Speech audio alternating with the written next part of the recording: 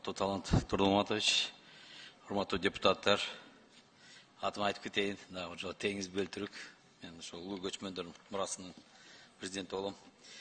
Эки сөз кумтөр жөнүндө айтып кетейин, анткенде холдинг улуу көчмөндөр мурасы деген деле кумтөр эске келет экен, ошон үчүн эки сөз кумтөр боюнча. Буюрса кумтөр иштеп атат. Былтыр бир аз маалымат бердик эле. Ошол былтыр пландарыбызды аткарганбыз. 14 тоннадан ашык алтынды берип. Быйылкы планыбыз 17,3 тонна беришибиз керек. Анан баягы чагыртылыш деген ошондой экен.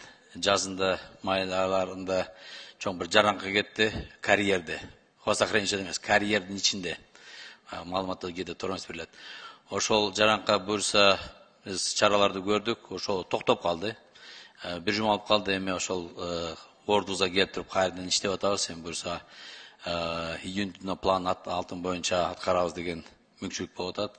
Негизи ошо быйыл ошол бүт биз өзүбүзгө койгон планыбызды алтын боюнча чыгарабыз деген жакшы мүмкүнчүлүк болуп атат. Баягы Россияга санкция киргизгенден бери абдан кыйналып атабыз, ачык сөз. Логистика боюнча биздин бүт жолдорубуз ошо Россиядан аркылуу Европага кетчү. Ошондо айла жок, азыр Иран менен иштеп атабыз, Бандар-Аббас порт аркылуу деп, деген темир жолдо иштетели деп.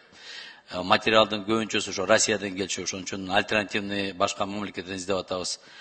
Ошол буюрса кумтөр иштеп атат. Ошол пландарыбызды аткарабыз.